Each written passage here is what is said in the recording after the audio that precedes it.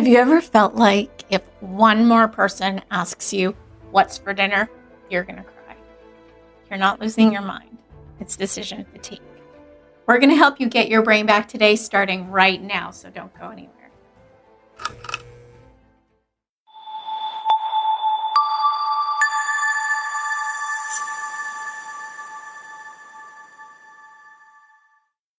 Welcome back to the Better You Show. If you're new around here, I'm Doris from BetterYou.Coach, and I'm sitting here with our Better You coaches, Joyce, Tiffany, Sarah, and of course, Counselor Shelley. Welcome, coaches. Hi, happy to be here. And coaches, I was just telling our friend who's with us that we've all been there. That mushy brain state where you just stop. Tiffany, tell our friend with us who thinks they're just being indecisive what is actually happening. In a way, it's the psyche's way of protecting itself from some sort of perceived threat and change until the conflict feels more manageable or safe enough to move through. So it's kind of giving yourself some space. Did you hear that? It's a protection mechanism. You're not broken. You're guarded. Shelley, I wanted to bring you in here because you take this a step further. For the women watching this who feel like she should be able to handle it all, why is her body saying no even when her calendar is saying yes? So, when someone says they can't decide, there's usually been, a period before this of nervous system depletion. Maybe the individual's been in fight, flight, or freeze for just too long. There perhaps is a values conflict. Sometimes we value a variety of things, and when it comes to making that decision, we're having to choose between the things that we value, or maybe even competing loyalties in relationships, which are those are really challenging things to have to deal with. Maybe there's a lack of internal permission. You haven't allowed yourself to even be able to want what you want, never mind make the decision. You don't feel like you have the authority to want those things. I want you to pause and let that sink in. Have you given yourself permission to want what you want? Or are you just checking boxes for everyone else? Joyce, have you seen this before? How do we stop the performance and start the decision? Sometimes it's just about thinking about that decision a little bit too, taking that step back and needing that step back to make that decision. I know that for myself, a lot of times, working in management, I needed to check boxes before I would make a decision. And I got better at that as the years came. My check marks became a lot faster because I knew and understood. But yeah, we need to take a step back and look at the checkbox, make sure that we feel safe and those kinds of things sometimes. And that fear, sometimes we just have to realize that when we think we can't make a decision, why we can't decide. Is this is this like emotionally we are overwhelmed? Is this we're fearful? Sometimes we're feared to disappoint others. Like Coach Joy just said, she was in management. So when we're leading a team, we're thinking about if we take that action, how it's going to impact others. So maybe we will not just make the decision. We will try to get um, some ask them for some feedback. Then we'll make a decision. That is stopping us from making a decision. So we're actually stalling it. But it is, I would say, these are the symptoms. But what are the core issues? What are the core issues that why we're not can't take that decision? For the person with us right now who is paralyzed by a big life choice, how do they tell the difference between a logical choice and a soul choice? I would say it's a conflict between our logical brain and our intuition as well. So our gut feeling is saying one thing, and our logic is saying different. So if that's the case, I would say take a pause and make sure you're not out of alignment. You're aligned with your mind and your body and your intuition, and then you'd be able to make a decision. It will be easier for you. Um, so then why does pushing oneself, because this is something that I do, I get frustrated with myself going, "Oh, just decide already." Um, how can that sometimes make things worse? Well, you're putting a lot of pressure on yourself to do that, to make that decision now. So that it's bringing the emotional side of you up higher and higher and higher, right? And it's really harder to make decisions when you're emotional like that. Um, it's just you're in a different space, right? And I find that if I'm in that space, I need to come back down so that I can make that decision much better, and realize that it's okay to not make the decision right now, right? And to just relax a little bit. So I think that that is a huge issue, and we definitely do that. We need to bring that emotional side of us down, that heightened emotion, down. Yeah, Beautifully I said. agree with you. Yeah, very well said. And, I think it's also, um, in a way, like, there's these 2 parts of you that are conflicted, right? There's part of you that wants to, decide, and there's the other part that's still holding you back, and so it's like, if you're ignoring that part that's kind of scared or protective, I mean, it's not really helping you, and it can actually, you know, lead to self-sabotage, right? So, I think it's coming to, like we were saying, taking that space and just kind of having that gentle inquiry, like, what's going on here? What are the deeper reasons? And giving yourself that time to understand the underlying issues. When we push ourselves, we're essentially overriding the internal signals that need to be addressed. And, what created those internal signals? It's like forcing yourself to run on a sprained ankle. You might move forward, but you might also cause some damage. It may result in increasing your anxiety because your nervous system registers that the signals it was sending are being ignored. Might end up feeling resentful because you forced yourself to make a decision, or you might resent the others involved who forced you or pushed you to make a decision. And then there's this analysis paralysis, intensifying feeling of pressure, creating more freeze. Is when you're in leadership role, I just want to touch base on that as well.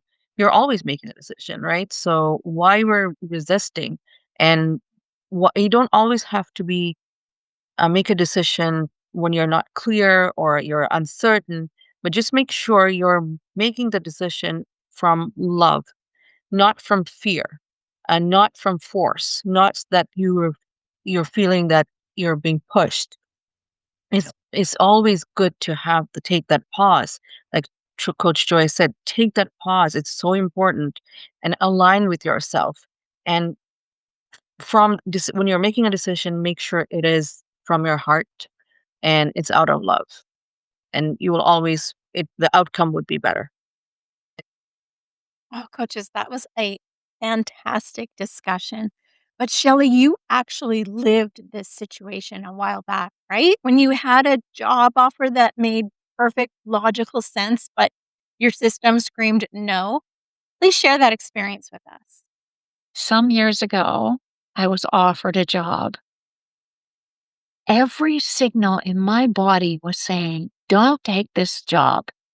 It's a bad idea.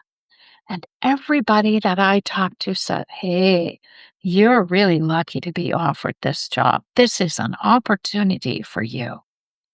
So I thought, well, there must be something wrong with me for not wanting this job. Obviously, it's an opportunity. And I took that job, and it was a mistake. I didn't listen to what was really, truly at work inside me.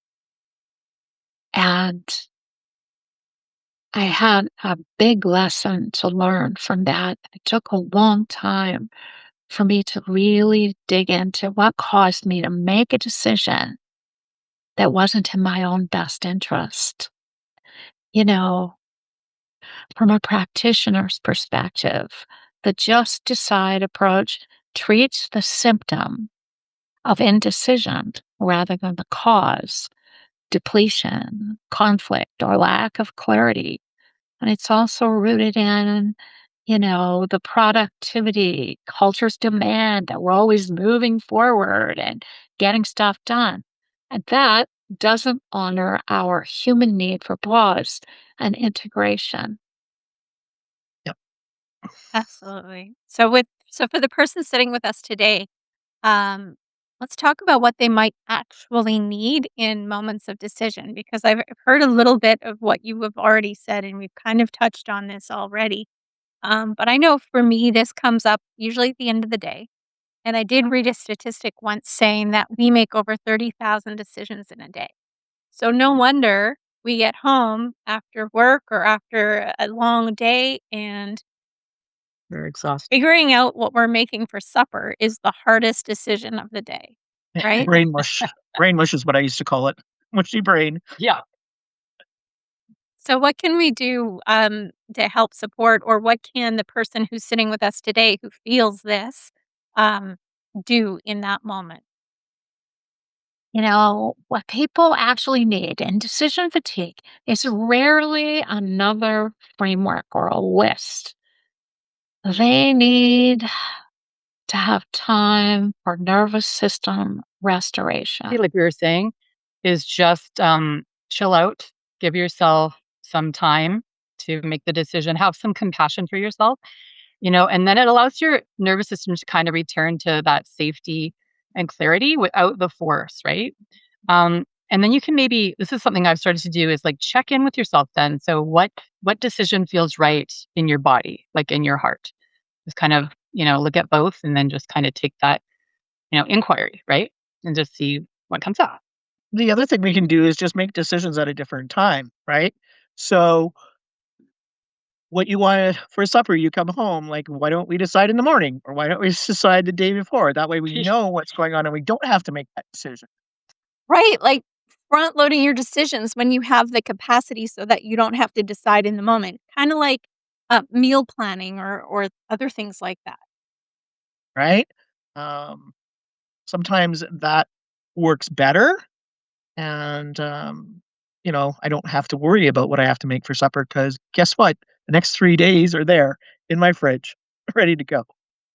Sometimes what we need is values clarification. It's not about what you should do, but what matters the most. What matters the most to you here?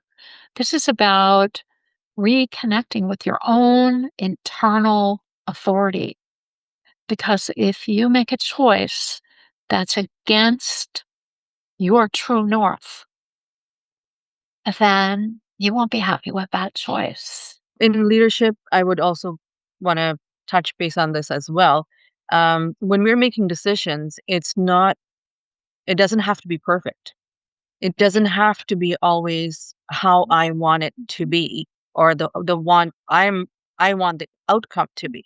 When Mhm. you're making a decision, you have to trust yourself. When you're trusting yourself, you're aligned with with the decision you're going to make and your body, and you will be more in comfort. At that point, maybe you're not sure what the outcome's going to be, but the base the at that moment when making a decision, you are aligned and you're taking a step back. Like Coach Joyce said, it doesn't have to be also right away you have to make a decision. Use your wisdom. Use that your make it a wise decision rather than a rush decision. So the timing doesn't have to be right away. In sometimes even if you have to meet some deadlines, that's great. That's okay. But just make sure you take a minute pause and make sure that that is aligned with you. So that way whatever decision you're making, you are okay with it. So self-trust, I would say, is very important when you're making a decision? You need human support that doesn't pressure you.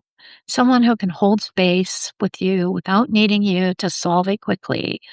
This is, uh, the person who is not going to judge you for whatever decision you make. I'm here with you, and I'm going to be here with you no matter what decision you make. Maybe that's your best friend. Maybe that's your partner.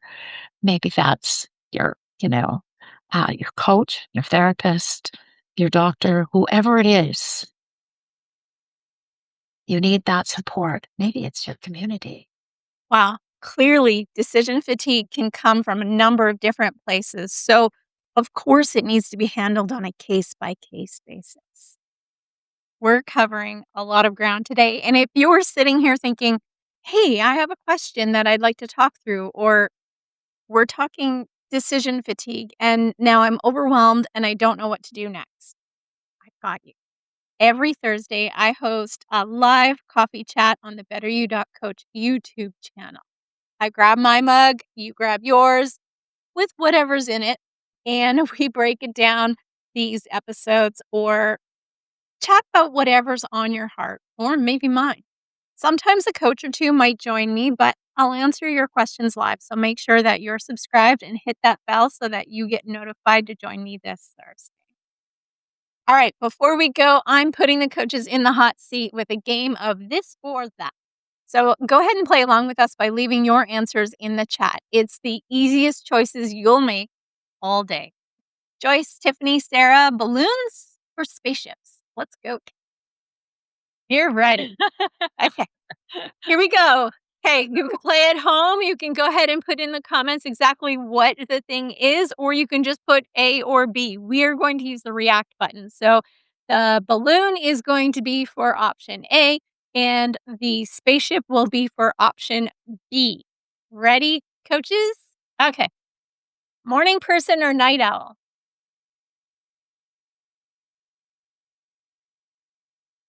Ooh, you guys are all night owls. I'm actually an afternoon person, so I really didn't have an option here because I don't like mornings or late nights. So next one, planning everything or winging it? Shocker, right? I would All say right. there's actually twofold to it. So I would say both, half and half. Oh, tell me why. I would like to plan even though even though I think I'm winging it, but I actually planned it somehow. Like 50% of the time I will plan and the 50% will be I'll go with the flow. But I would say it's organized Yeah. winging. Organized winging. Texting or voice notes?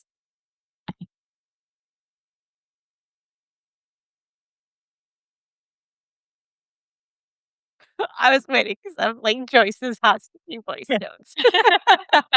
That's I do great. more texting, but more texting right now, but I'm definitely getting into the voice, um, doing the voice things. So yes, I like them. Well, and Shelley talked about that in some of our holiday specials too, how it's more personal when it's a voice note because there's something Absolutely. different about hearing a person's voice, right? Yeah. Yeah. I think it's my resistance to change. But if someone is actually recording it, we can hear their emotions, which is better, I think. That is true. Even Mhm. even though I text, but maybe I should shift. More voicemails, all of you guys. Yeah, Music or silence?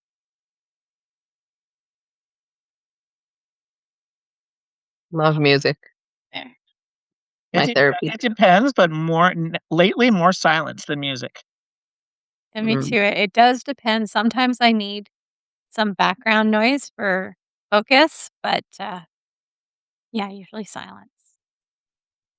All right, last one, sweet or salty? Ooh.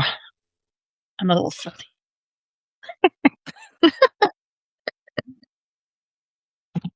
Both for me. I'm a salty broad. I think you're right. Both for me too. Yeah. Yeah, I guess it depends, right? Depends on the Right. day, depends on my mood. Yes, I would say so. It's the same. Awesome. Well, that was so much fun, you guys. Thank you very much. And thank you for the wonderful conversation, coaches. And to you for being here with us today. We've got a great episode coming up next week that I can't wait to share with you. So we'll see you then. I Bye. Oh, hey, thanks for watching.